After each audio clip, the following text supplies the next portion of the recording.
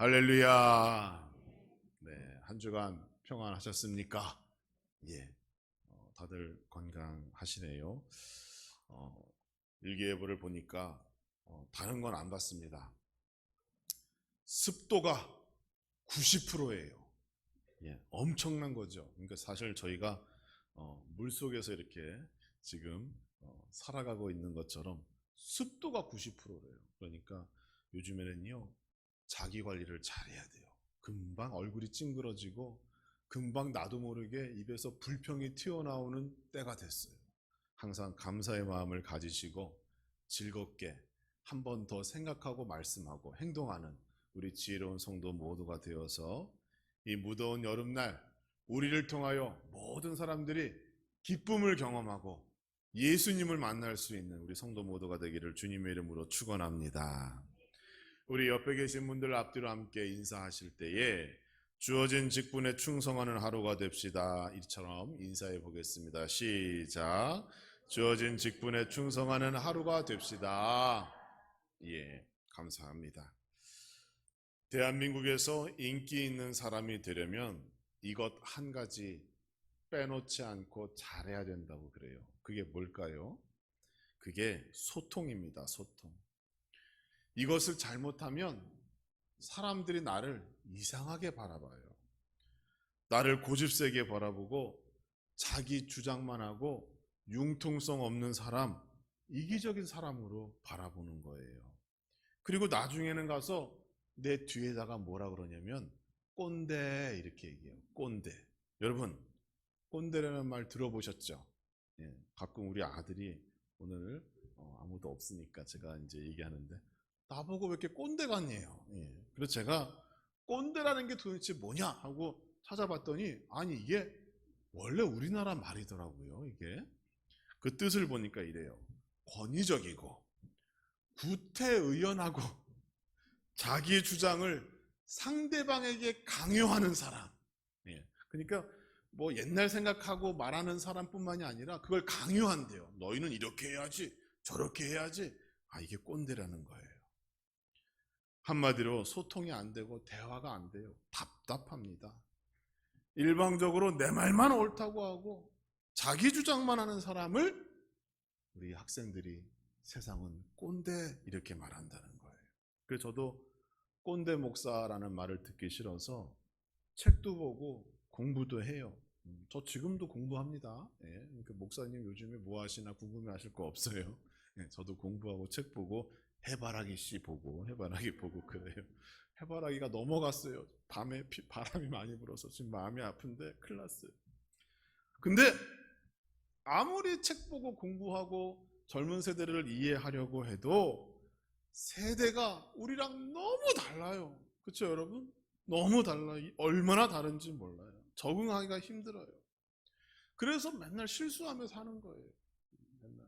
저는 도와준다고 얘기하는데 듣는 사람은 잔소리라고 그러고 꼰대라고 이렇게 저를 얘기할 수도 있겠구나. 이런 위험성에 살아가요. 그래서 제가 두 가지 원칙을 세웠습니다. 아마 여러분 도움될 거예요. 첫 번째 원칙은 뭐냐면 말을 많이 하지 말자예요. 말을 많이 하니까 실수가 나오는 거예요. 말을 안 하고 듣기만 해도 좋은 부모, 좋은 목사 됩니다. 그러니까 여러분도 말 많이 하지 마세요. 요즘 애들 알아서 다 해요. 그러니까 믿으시고 말 많이 하지 마세요. 또 말을 안 하니까 좋은 게 뭐냐면 내 안에 인내심이 커져요. 꾹꾹 참는 거죠. 혈압은 올라가지만, 그렇죠? 혈압은 올라가서 옛날에 한 알 먹던 거 지금 두 알 먹고 세 알 먹고 막 그러지만 인내심이 있다 보니까 마음도 조금 너그러워지고 여유로워지는 것 같아요. 그리고 솔직히 우리 부모님도 요즘 살기 힘들잖아요. 그렇죠? 그러니까 애들 것까지 신경 쓰지 마시고 우리 부모님들도 건강 챙기시면서 행복한 인생 살기를 바랍니다. 첫 번째가 뭐예요? 말을 많이 하지 말자. 그런데 정할 말이 있을 때는 어떡하느냐. 그렇죠? 그럴 때는 두 번째 원칙으로 넘어갑니다. 궁금하죠? 예, 궁금하실 거예요. 정말 할 말이 있는데 그때는 어떡하느냐? 두 번째 원칙, 집사람에게 얘기한다. 예.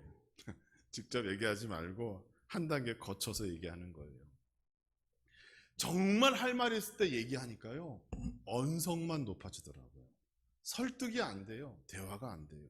그래서 그때는 옆에 있는 집사람에게 또 누구에게 이렇게 의견을 전하면 중간에 언성 높일 일도 없고, 또 모르던 정보, 모르던 이야기를 들으면서 상대방의 사정도 알게 되기 때문에 조금 더 나은 대화, 소통이 가능하더라 그래요. 그러니까 여러분께서도 우리 아이가 어떤데 저런데 고민하지 마시고 그럴 때 저에게 연락을 하세요.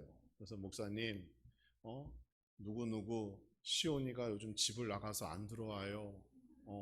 어떻게 좀 해주세요. 시온이가 안 들어오는 이유는 시온이가 아파트를 사가지고 요번에 재가를 했습니다. 분가를 했습니다. 그래요. 저를 통해서 연락을 하시면 제가 중간에 다리 역할을 하고 좋은 길로 안내해 주도록 하겠습니다. 그런데 여러분, 요즘 같은 시대에 대화가 안 되고 소통이 안 된다는 말은 참 역설적이죠. 왜냐하면 요즘 핸드폰을 보면 상대방의 얼굴을 보며 영상통화를 합니다. 그렇죠. 그래서 지금 조봉현 집사님, 이교육 권사님 아들 지금 영국 가 있는데 요즘 뭐 하시냐면 핸드폰 보고 통화한대. 핸드폰 보고, 영상 보고, 영국에 있는 자녀들하고. 요즘 이런 시대에 사는데 대화가 안 된다는 게 이게 말이 안 되잖아요. 또 상대방 스마트폰에 무슨 어플 같은 거 깔면 지금 어디에 있는지, 어디를 가고 있는지 다 들여다볼 수 있습니다. 그렇죠.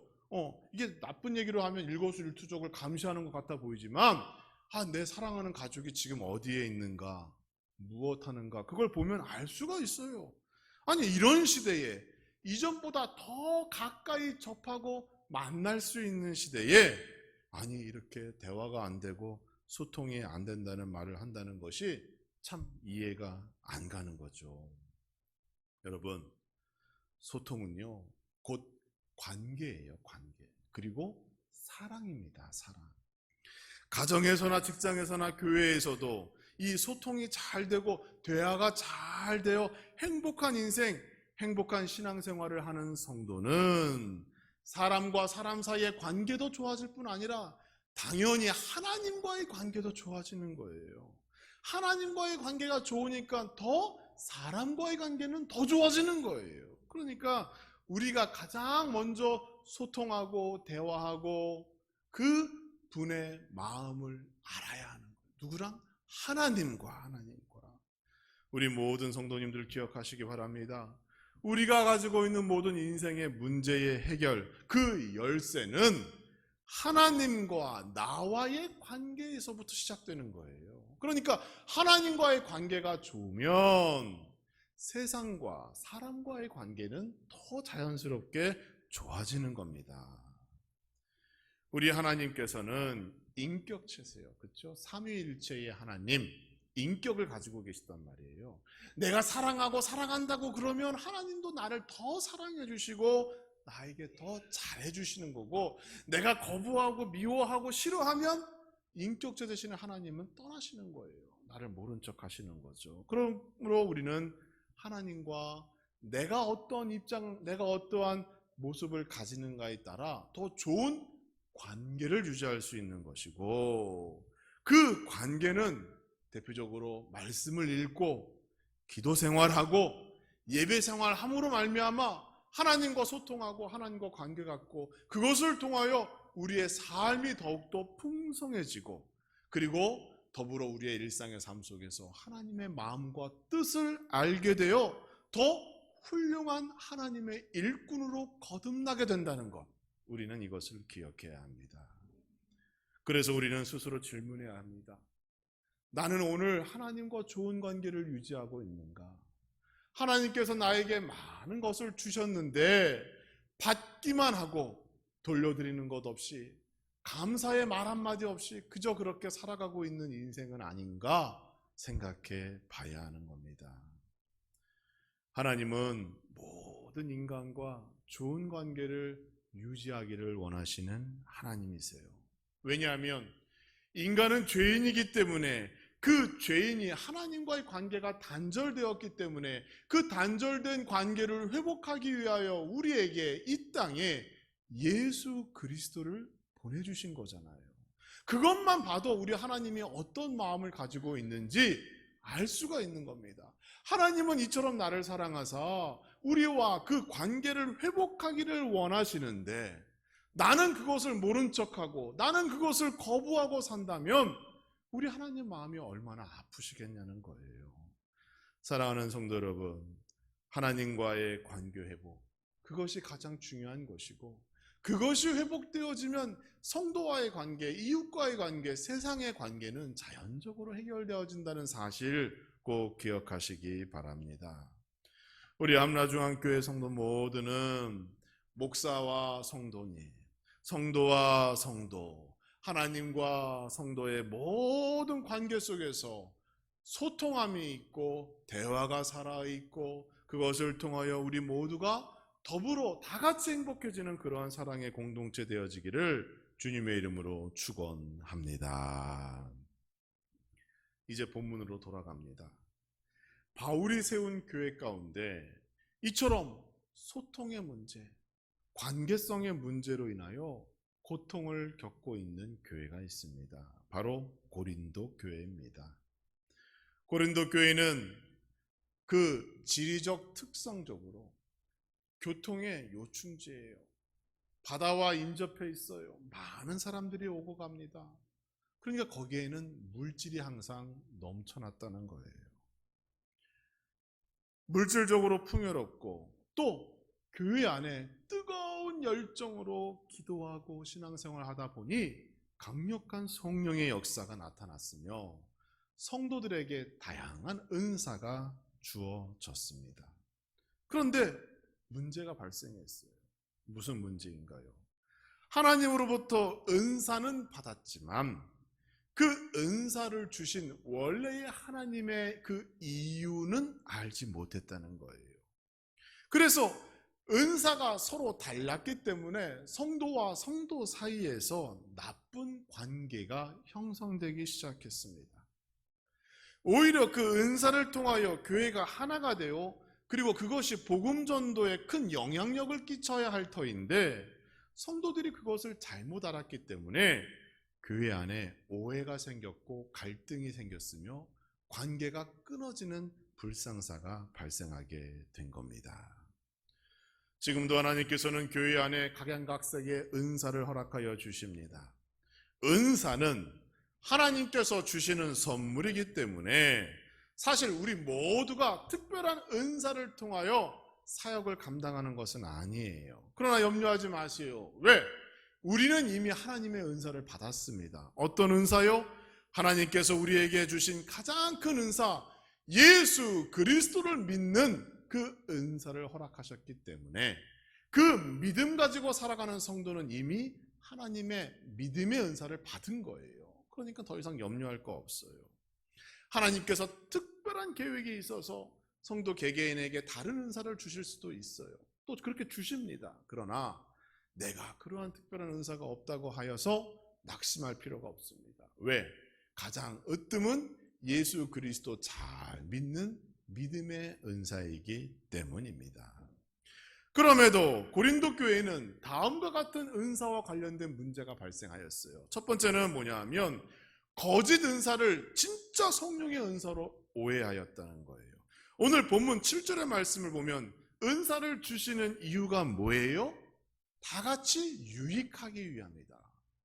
교회가 유익되어지고 성도가 유익되기 위하여 각양각색의 은사를 주신 것이다. 이렇게 말씀하고 있잖아요. 자신의 권위를 높이거나 자기의 믿음을 자랑하기 위함이 아닙니다. 종종 교회의 유익이 아니라 자신의 유익을 앞세우며 이것이 성령의 은사이다. 그러니까 나를 따르라. 이렇게 얘기하시는 분이 있어요.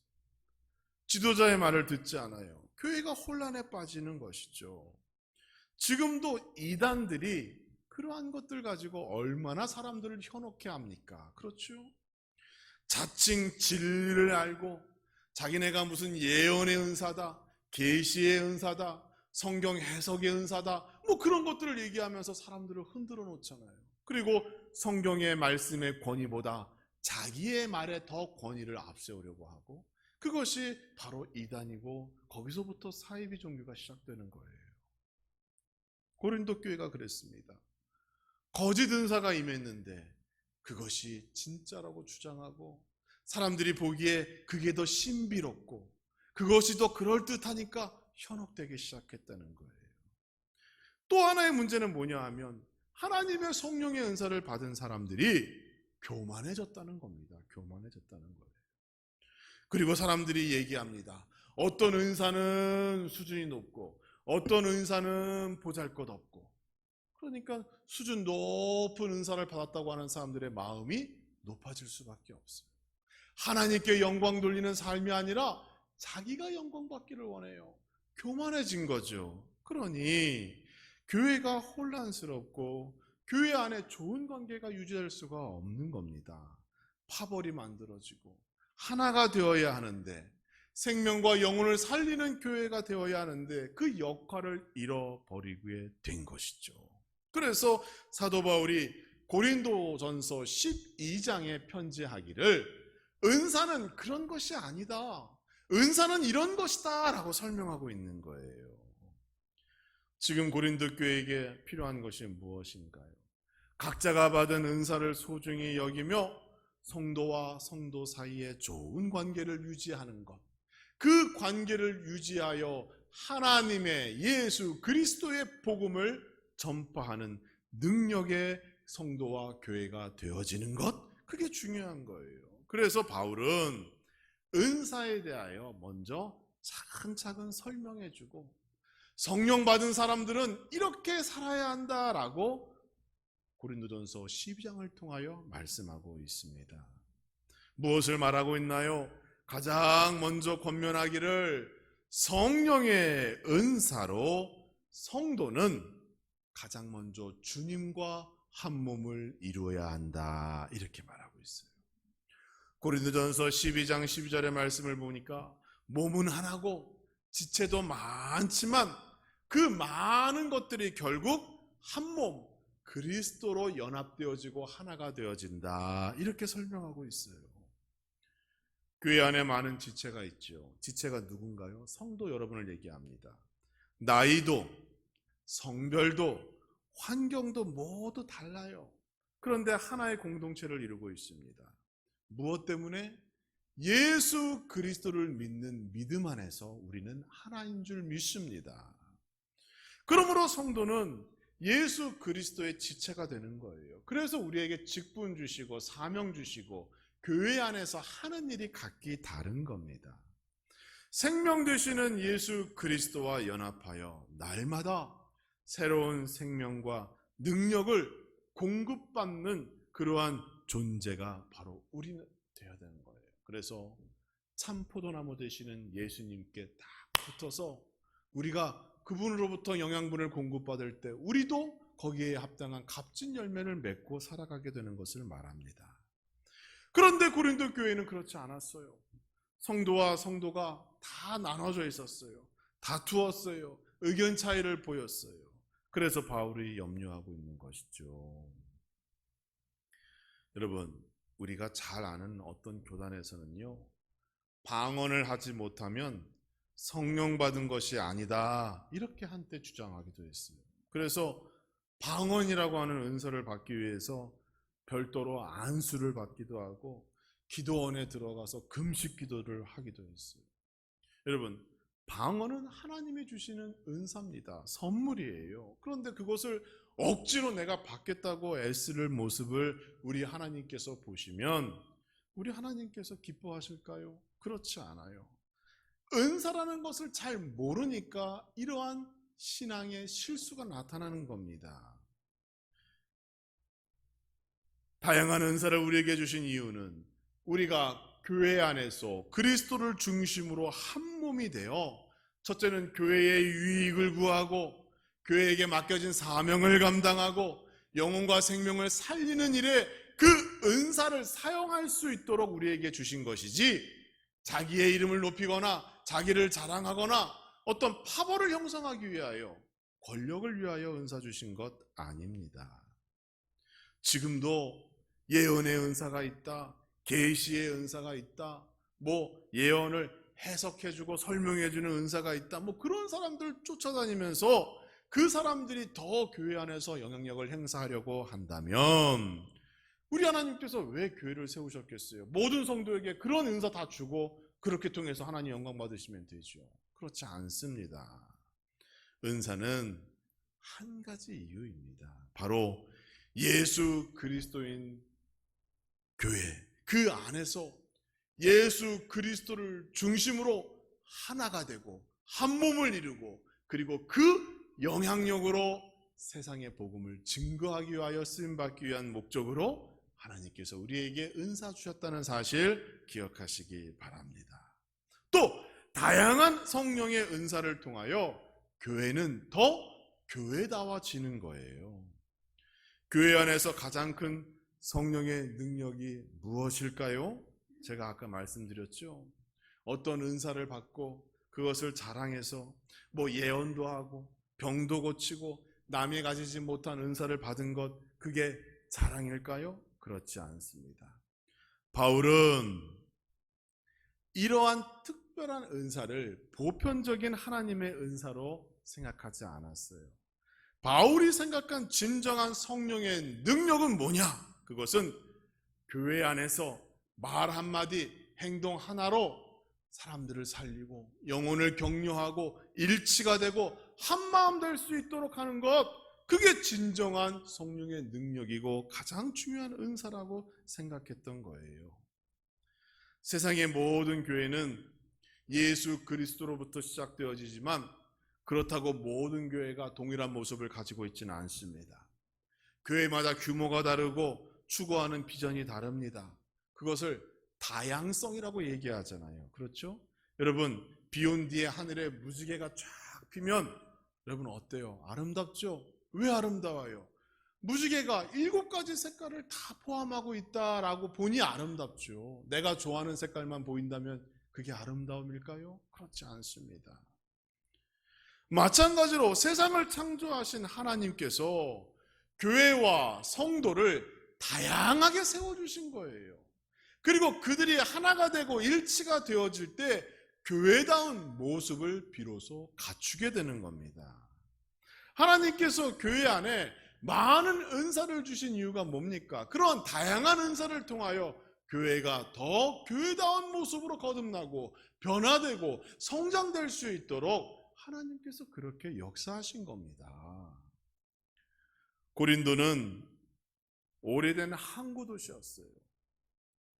그래서 그 교회에는 많은 다양한 사람들이 함께 신앙생활을 했습니다. 상인이 있었죠. 여행자가 있었죠. 군인이 있었죠. 또 노예가 있었습니다. 정말로 다양한 신분과 다양한 환경, 배경을 가진 사람들이 함께 어울려 신앙생활하던 교회였습니다. 부자가 있었는가 하면 가난한 자도 있었고, 어떤 사람은 자유인이지만 어떤 사람은 종의 신분으로도 있었습니다. 할례자가 있었는가 하면 유대인이 아닌 무할례자도 있었죠. 이방인도 있었다는 거예요. 그러니 자연스럽게 자기와 친한 사람, 아는 사람, 나와 생각이 같은 사람들끼리 뭉칠 수밖에 없었죠.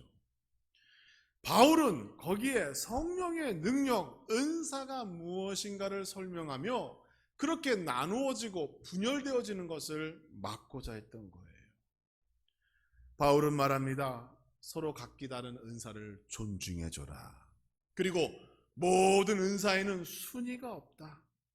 그리고 모든 은사의 그 목적은 교회의 유익을 구하는 것이기 때문에 모든 성도 개개인이 열심으로 하나님께 받은 직분과 사명을 감당하면 그 어떤 은사보다 그게 더 값진 것이고, 또 자기가 정 원한다면 더 큰 은사를 사모하는 믿음으로 날마다 큰 은사 사모를 위하여 기도하라.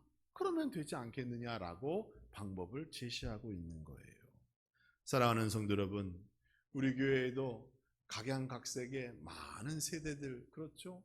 우리 학생부까지 예배드리면 벌써 세 세대가 우리가 함께 예배드리고 있습니다.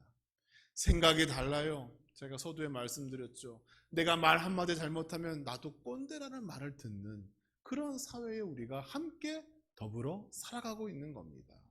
그러나 하나님께서 이처럼 허락하신 이유가 뭡니까?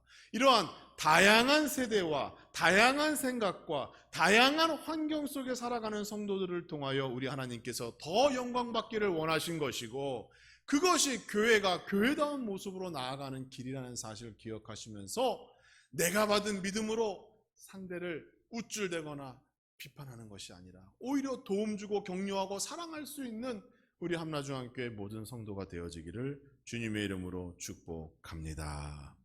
그래서 사도 바울은 결론적으로 얘기하지요. 성령의 은사를 주신 그 이유를 기억하라 라고 말합니다. 하나님께서 왜 우리에게 다양한 직분을 주시고 은사를 주셨습니까? 무엇 때문인가요? 전도와 선교 때문입니다 라고 말할 수도 있겠죠. 그러나 그것보다 더 중요한 이유가 있습니다.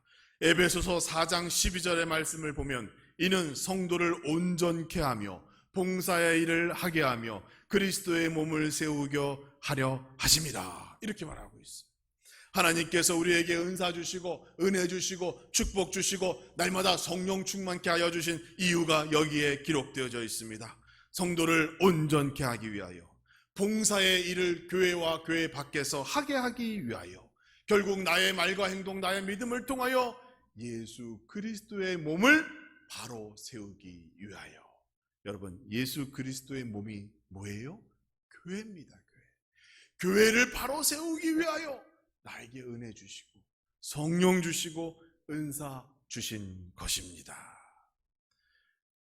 사도 바울은 이것을 강조하고 있어요. 그리스도와 교회가 온전히 바로 세워지기 위하여 여러분에게 은혜와 사랑과 성령과 은사를 허락하였으니 나를 자랑할 것이 아니라 그러한 선물 받은 자기 교회를 자랑하자, 이렇게 지금 말하고 있는 겁니다. 성령의 은사를 받았음에도 결국 실패하는 신앙, 그 이유는 한 가지죠. 하나님이 아닌 나를 자랑하였기 때문입니다. 하나님께서 은사를 주신 이유는 분명하지요. 하나님 영광 받으시고 그리스도의 몸인 교회가 바로 서며 그 안에 계신 여러분이 온전해지고 그 안에서 봉사의 일이 넘쳐나길 위하여 우리에게 그러한 선물을 주셨는데, 그 이유를 알지 못하자 결국 그것으로 고통받고 그것으로 신음하는 고린도 교회를 향하여 사도 바울은 오늘 본문에서 그렇게 외치고 있는 겁니다. 사랑하는 성도 여러분, 하나님께서 우리에게 성령의 은사를 주신 이유 더 깊게 생각하시기 바랍니다. 하나님을 더욱 잘 섬기고 그 나라를 확장하며 우리 교회를 더 바르게 세우기 위하여 나에게 이처럼 많은 선물을 주셨다는 사실을 기억하시기 바랍니다. 그리고 이제 더 높은 곳으로 믿음과 신앙을 향하여 전진해 나가는 성도가 되기를 주님의 이름으로 축복합니다. 고린도전서 12장 31절의 말씀에 너희는 더 큰 은사를 사모하라, 내가 또한 가장 길을 너희에게 보이리라, 이렇게 약속해 주셨습니다. 더 큰 은사를 사모하시고 더 많이 봉사하시고 더 온전해지시고 더 아름다운 교회를 세워가는데 힘쓸 수 있는 우리 모든 성도가 되어서 하나님과의 관계도 더 든든히 세우시고 사람과의 관계도 세우시고 삶은 더욱 풍성해지며 약속된 축복을 누리시는 그러한 성령 충만한 성도의 은혜받은 삶으로 살아가는 우리 모든 성도 되기를 주님의 이름으로 축원합니다.